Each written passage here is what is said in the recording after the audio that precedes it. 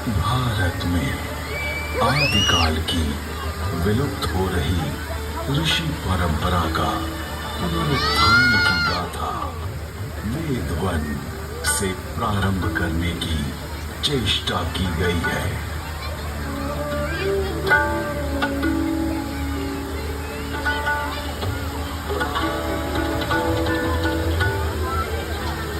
वेद परमपिता परमात्मा की पवित्र वाणी है, जो सृष्टि के प्रारंभ में मानव मात्र के कल्याण के लिए अग्नि, वायु, आदित्य, अंगिरा इन 4 ऋषियों के पवित्र अंतःकरण में उद्भूत हुई। तत्व ज्ञान की दृष्टि से वेद एक है, किंतु विषय विभाग की दृष्टि से इसे 4 भागों में बांटा गया है। ऋग्वेद, यजुर्वेद, सामवेद और अथर्ववेद।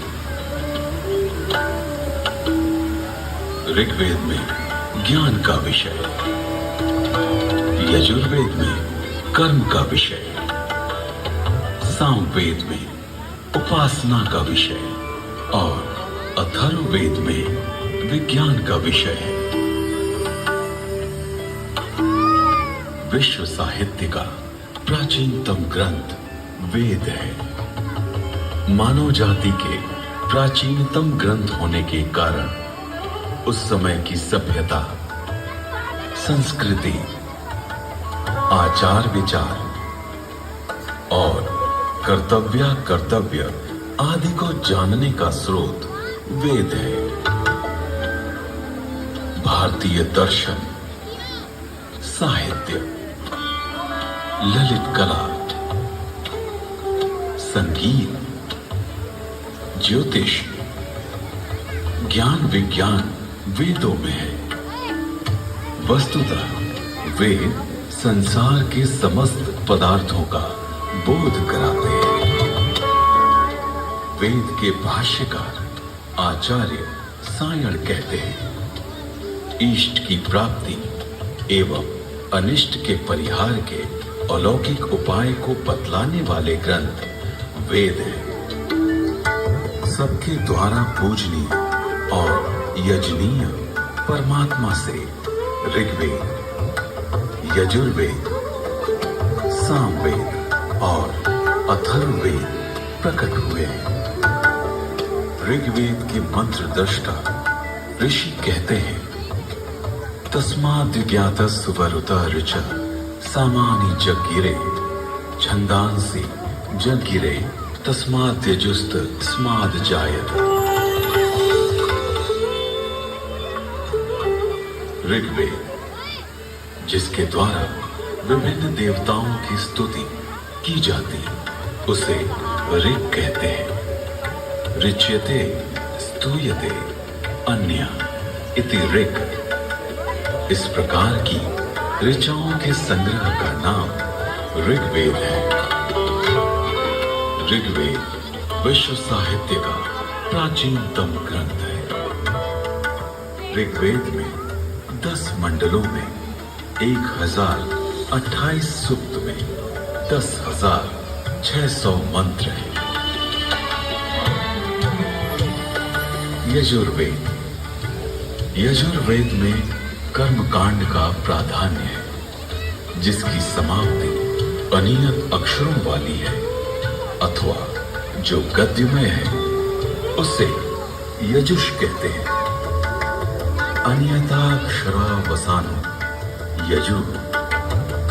यजुर्वेद के 2 भाग हैं, शुक्ल यजुर्वेद एवं कृष्ण यजुर्वेद। शुक्ल यजुर्वेद में 40 अध्यायों में 1975 मंत्र हैं। कृष्ण यजुर्वेद गद्यात्मक है। सामवेद गीति ही साम है, गीतिषु समाख्या। संगीत का मूल उद्गम सामवेद है। सामवेद के 2 भाग हैं, पूर्वार्चिक एवं उत्तरार्चित। सामवेद में 1875 मंत्र हैं।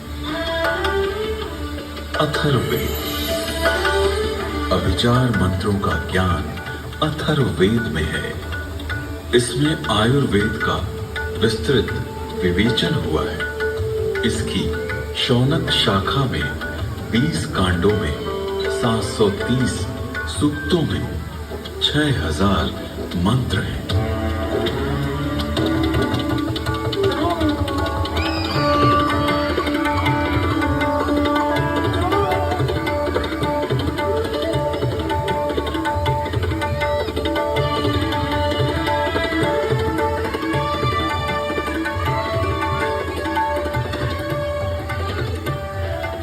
प्राचीन काल में वेद श्रुति परंपरा से अक्षुण्ण रहे।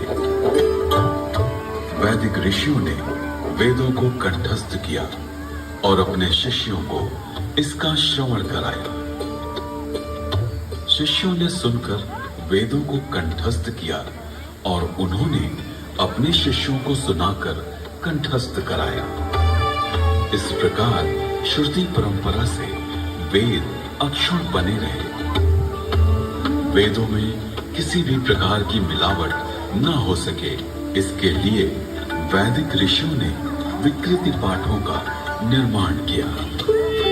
वेदों में मंत्र दृष्टा ऋषियों का उल्लेख है, जिन्होंने मंत्रों का साक्षात्कार किया। इस परंपरा में सप्त ऋषियों का विशेष महत्व बतलाया गया है। सप्त ऋषियों का वैशिष्ट्य उपनिषद एवं पुराणों में मिलता है। ये 7 ऋषि हैं: वशिष्ठ, विश्वामित्र, जमदग्नि, भारद्वाज, अत्रि, गौतम, अगस्त्य। वेदों में अनेक ऋषिकाओं का भी उल्लेख है। इन ऋषियों की परंपरा का अनुपालन करने वाले ऋषियों ने भी इन्हीं नामों को धारण किया।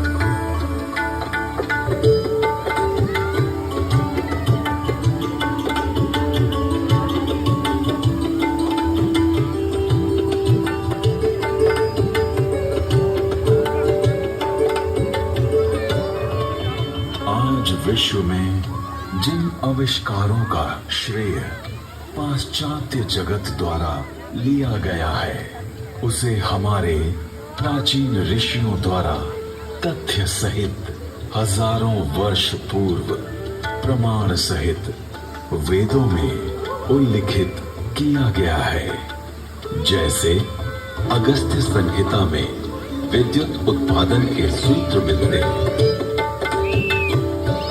एक मिट्टी का पात्र लें, उसमें ताम्र पट्टिका कॉपर शीट डालें तथा शिखग्रीवा कॉपर सल्फेट डालें।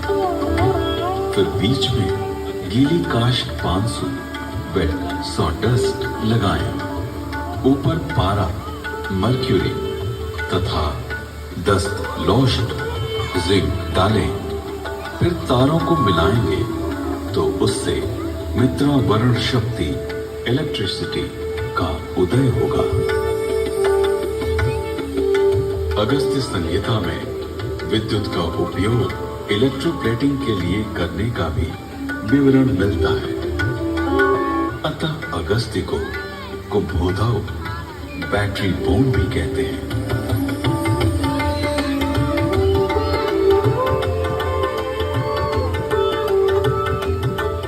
कुंभों उपरोक्त प्रकार से बने तथा श्रृंखला में जोड़े गए 100 सेलों की शक्ति का पानी पर प्रयोग करेंगे तो पानी अपने रूप को बदलकर प्राणवायु, ऑक्सीजन तथा उदान वायु, हाइड्रोजन में परिवर्तित हो जाएगा।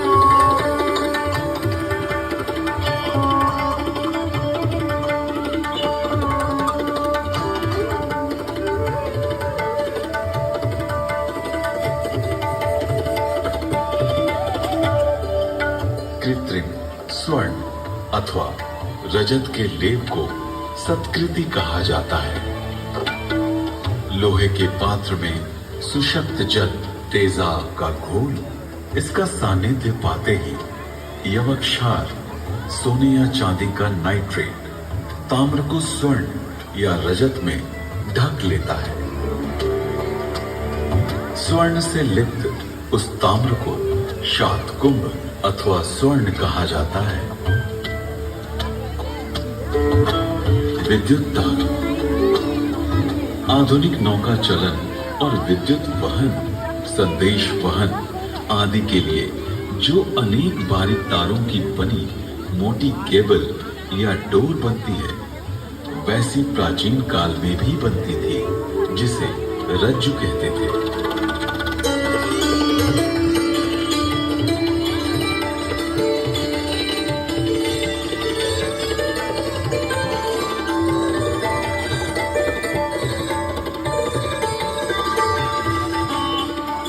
नौ तारों का सूत्र बनता है। 9 सूत्रों का एक गुण, 9 गुणों का एक पाश, 9 पाशों से एक रश्मि और 9, 8, 7 या 6 रज्जु रश्मि मिलाकर एक रज्जु बनती है। आकाश में उड़ने वाले गर्म गुब्बारे। इसके अलावा अगस्त्य मुनि ने गुब्बारों को आकाश में उड़ाने और विमान को संचालित करने की तकनीक का भी उल्लेख किया है।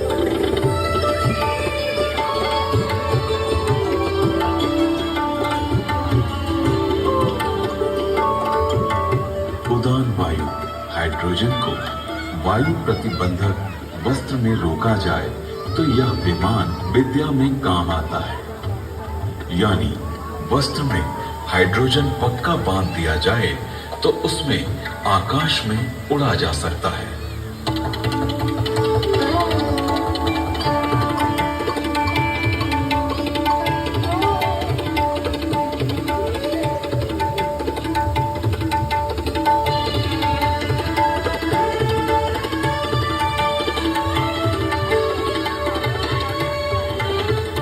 विमान वायु पर उसी तरह चलता है जैसे जल में नाव चलती है। तत्पश्चात उन काव्य पंक्तियों में गुब्बारों और आकाश छत्र के लिए रेशमी वस्त्र सुयोग्य कहा गया है, क्योंकि वह बड़ा लचीला होता है। वायु पूर्ण वस्त्र। प्राचीन काल में ऐसा वस्त्र बनता था जिसमें वायु भरी जा सकती थी। इस वस्त्र को बनाने की निम्न विधि अगस्त्य संहिता में है।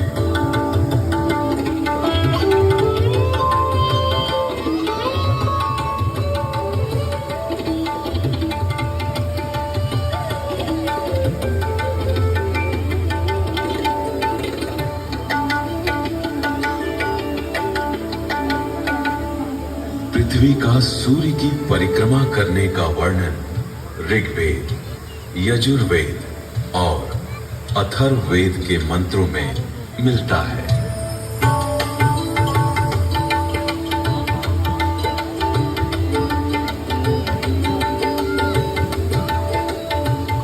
यह पृथ्वी घूमती है, अपनी माता अंतरिक्ष के सामने रहते हुए सूर्य रूपी पिता की परिक्रमा करती है।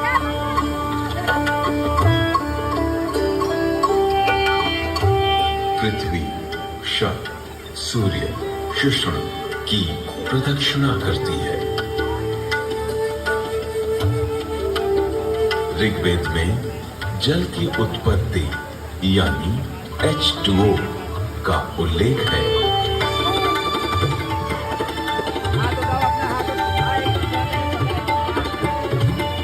जल की प्राप्ति के लिए मैं पवित्र ऊर्जा, एनर्जी वाले मित्र ऑक्सीजन और दोषों को नष्ट करने वाले वरुण हाइड्रोजन को ग्रहण करता हूं। यजुर्वेद में सूर्य में उच्च जल तत्व यानी हीलियम का संकेत किया गया है।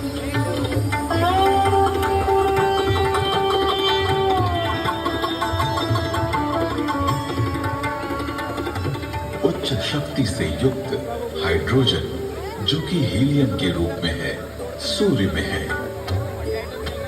सूर्य के चारों ओर गैसों के समूह का उल्लेख ऋग्वेद में है।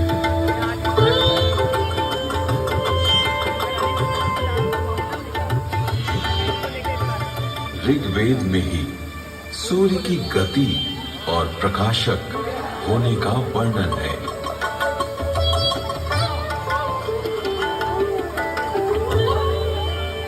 हे सूर्य, तू ऐसे वेग से, जो कि मनुष्य के ज्ञान से बाहर है, सबको दिखाई देता हुआ सदा चलता रहता है। विश्व के प्रथम वैज्ञानिक अथर्वा ऋषि के अनेक आविष्कार का उल्लेख वेद में प्राप्त होता है। एक, वृक्ष आदि से अग्नि, ऊर्जा। अथर्वा ऋषि ने मंथन, घर्षण, फ्रिक्शन से ऊर्जा उत्पन्न की।